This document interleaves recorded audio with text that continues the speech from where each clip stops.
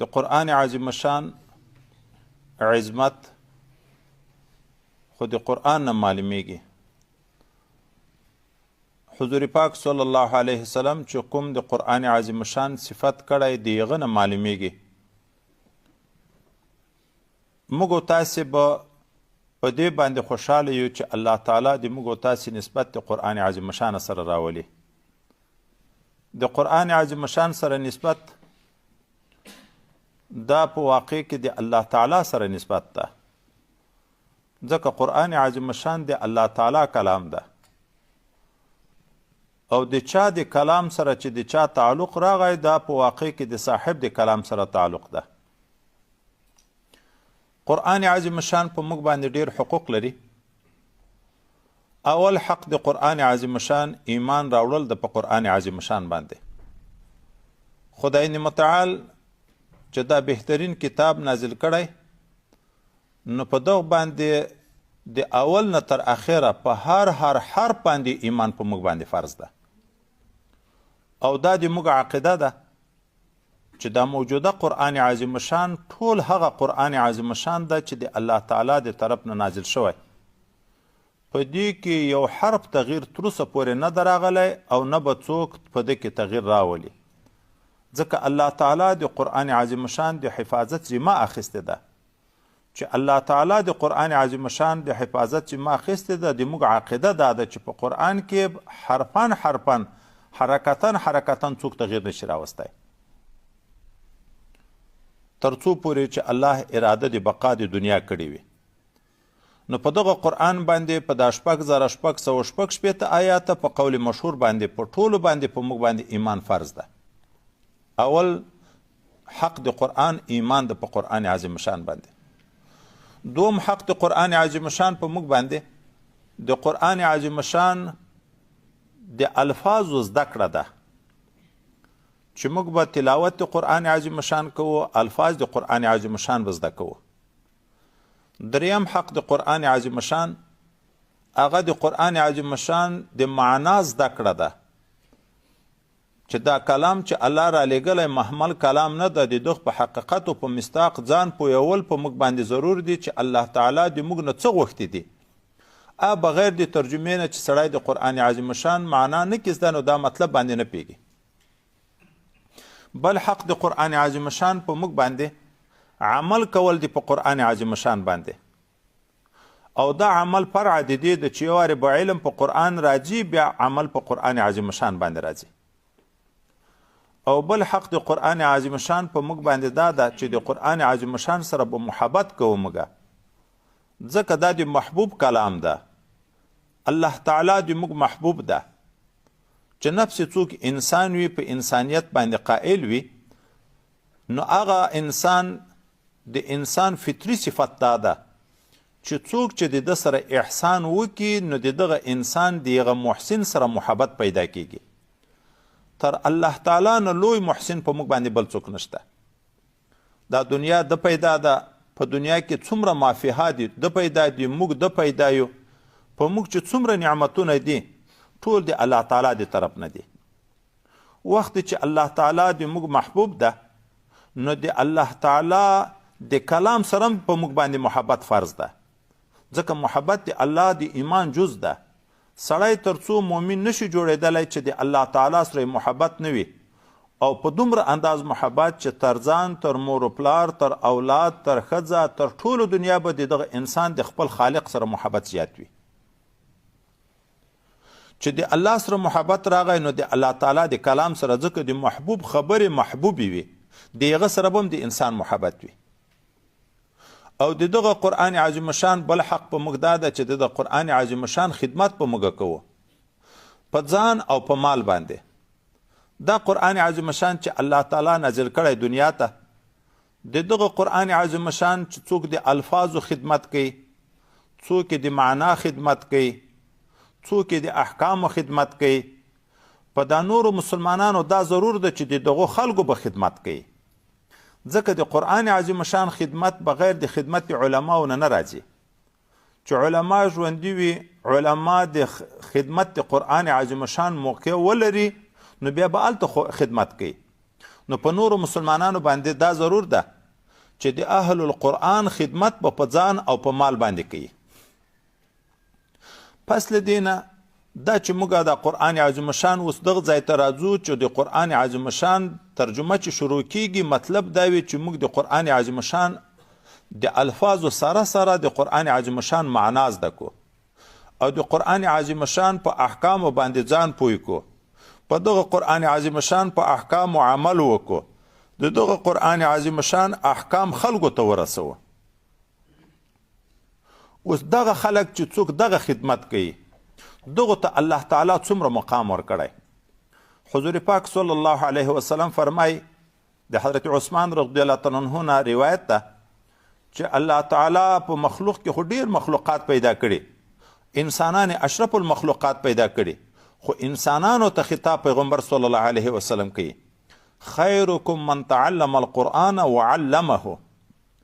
بهترین د تاسې انسانانو هغه څوک ده چې قرآن عظیم شان په خپل زده کی او دغه قرآن عظیم شان بیا خلکو ته ورزده کی. خیرکم من تعلم القرآن وعلمه. د دغه وجه نه داسې صحابه، داسې تابعین، تابعین تیر شوي دي چې نه 10 کاله یا په یو قول 4 اویا کاله پورې د قرآن خدمت ته ناستو چې دغه حدیث واورید چې خیرکم من تعلم القرآن وعلمه. د حضرت عثمان صاحب د دور نه د حجاج تر دوره پورې دی لګیاو د دغه قرآن عظیم شان خدمت کوه. د قرآن عظیم شان سره چې د چا تعلق وي، تلاوت کوي یا معنا زده کوي، الله تعالی وی څوک چې د قرآن عظیم شان تلاوت، د قرآن عظیم شان زده کړي، د ما د سوال کولو نه مشغول کړی وي. یو څوک لګیا د الله تزاری کوي، سوال کوي، څه تر غواړي، خو بل څوک لګیا د قرآن عظیم شان په تلاوت یا په درس او تدریس د قرآن عظیم شان باندې. الله تعالی وی زه به دغه مشغول بالقرآن ته چې څوک په قرآن مشغول ده او سوال او زاری ما ته نه کوي د هغه بل په شکل باندې، زه به ده ته افضل د سائلینو ورکوم. نور خلک چې د ما نه په خوله څه غواړي او قرآن سره چې د چا تعلق ده هغه د ما نه په خوله څه نه غواړي، هغه وخت یې ورکړی قرآن عظیم شان ته. د زه به تر هغو نه چې هغه سائلینو ته څومره شی ورکوم تر هغو ټولو نه به افضل دغه چا ته ورکوم چې هغه څوک د قرآن عظیم شان سره تعلق لري. حضرت پیغمبر صلی الله علیه وسلم فرمایي فضیلت د قرآن عظیم شان په نورو کلامو باندې د موږ خبرې دي، د الله تعالی خبرې دي چې عوام په پوه شي. کلام معنا خبره، د الله تعالی د خبرو چې قرآن عظیم شان ده د دغه بهتري په خبرو د خلکو باندې دومره ده لکه په خپله د الله تعالی بهتري چې په مخلوق باندې ده. اوس د الله تعالی او د مخلوق په مابین کې سړی څنګه نسبت واخلي چې الله تعالی څومره بهتر ده؟ چې نسبت خاک را به عالم پاک. هغه انسان چې د مردارو اوبو نه پیدا، د خاورې نه پیدا، د دغه د الله تعالی په منځ کې به څنګه سړی نسبت واخلي چې الله څومره بهتر ده؟ د الله د کلام بهترین په نورو کلامو باندې دغومره ډیره زیاته ده. دا قرآن عظیم شان الله تعالی چې را نازل کړی داسې کلام ده، وایي که دا په یو څرمن باندې ولیکل شي، هغه څرمن پوستکی اور ته واچي اور به یې ونه سوځي. د دې په باب کې مفسرین 2 قوله کوي، وایي یا دا د پیغمبر علیه السلام د وخت معجزه وه چې کوم قرآن عظیم شان به په څرمن لیکل شوی و هغه څرمن اور نه سوه، او یا دومه معنا دا کوي چې د دې معنا دا ده په کومه سینه کې چې قرآن عظیم شان پروت وي، دغه سینه کې چې د چا قرآن ده هغه انسان به اور د جهنم نه سوځي. بل روایت کې راځي څوک چې قرآن عظیم شان زده کی او په قرآن عظیم شان باندې عمل هم وکي، قرآن عظیم شان زده کی او په هغه عمل هم وکي، او مخکې ما درته ویلې چې سړي معنا نه زده احکامو نه خبر نه نو عمل به څنګه وکي؟ څوک چې قرآن عظیم شان زده کی او په قرآن عظیم شان باندې عمل وکي، د ده مور او پلار ته به په ورځ د قیامت داسې تاج خدای پاک ور په سر کی چې د هغه تاج رڼایي به دومره وي لکه په دنیا کې چې لمر د چا په کوټه کې دننه راوخیږي. ګورې لمر څلورم اسمان کې ده، د هغه څلورم اسمان نه یې دلته ټوله دنیا رڼا کړې چې دا ټول لمر په یوه کوټه کې بند شي، د دغه کوټې به څومره رڼا وي چې د ننې په کوټه کې لمر شي، د خپله د غټې ټیکۍ په یوه کوټه کې بنده شي، دا کوټه کې به څومره رڼا وي. وایي د هغه چا چې د قرآن عظیم شان عمل کړی، په قرآن زده کړی د او عمل په کړی، د هغه مور و پلار ته به داسې تاج ور په سر شي. نو ښه وایي چې د مور و پلار دومره اعزاز ده د زوی په وجه، نو خپله د دغه زوی د دغه حافظ د قرآن، د قاري د قرآن، د عالم د قرآن، د دغه به څومره اعزاز وي چې مور و پلار ته یې داسې تاج ور په سر کېږي چې هغه رڼا یې لکه لمر چې په یوه کوټه کې بند شي. نو وایي د خپله د دغه د قرآن سره چې د چا تعلق ده لفظا و معنا، د دغه به څه حال وي.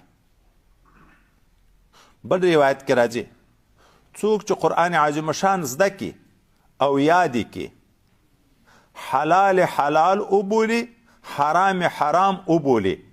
د دې معنا دا ده چې په حلالو عمل کوي، د حرامو نه ځان ساتي. حلال حلال وبولي، حرام حرام وبولي. بولل وای دا معنا چې عمل په وکړي، هغه چې کوم د الله تعالی د طرف نه اوامر دی هغه په ځای کوي، چې کوم نواهي دي د کوم چې شنه منې کړی دی هغه نه ځان منې کوي. په ورځ د قیامت به دغه قاری د قرآن عظیم شان چې په قرآن باندې عمل کړی، زده کړی د او عمل په کړی، حلال حلال بللی، حرام حرام بللی، دغه ته خدای پاک دومره اعزاز ورکي چې د خاندان د قریبانو 10 کسان چې د جهنم لایق وي، یعنی ټول د حسناتو د سیئاتو چې وشي، د نیکیو د بدیو د ګناه پلې درندې شي، د جهنم فیصلې وشي په دغه کسانو باندې، دغه 10 مستحقین د جهنم به دغه په شفاعت باندې بیرته د اور د جهنم نه خدای پاک خلاصوي. هغه ورځ چې خلک په ځان پورې حیران وي، هغه ورځ چې واسطې د خلکو نه لوری ورک وي، نه روپۍ چلیږي، نه زور چلیږي، نه تیښته کیږي. خو دغه څوک چې د قرآن عظیم شان سره تعلق وي، قرآن یاد کړی وي، په قرآن باندې عمل کړی وي، حلال حلال بللی وي، حرام حرام بللی وي، دی به د خپل خاندان مور پلار ورونه اکاګان د خپل خاندان 10 هغه کسان چې د جهنم فیصله په وشي د په شفاعت باندې به بیرته د جهنم نه خدای پاک راګرځي.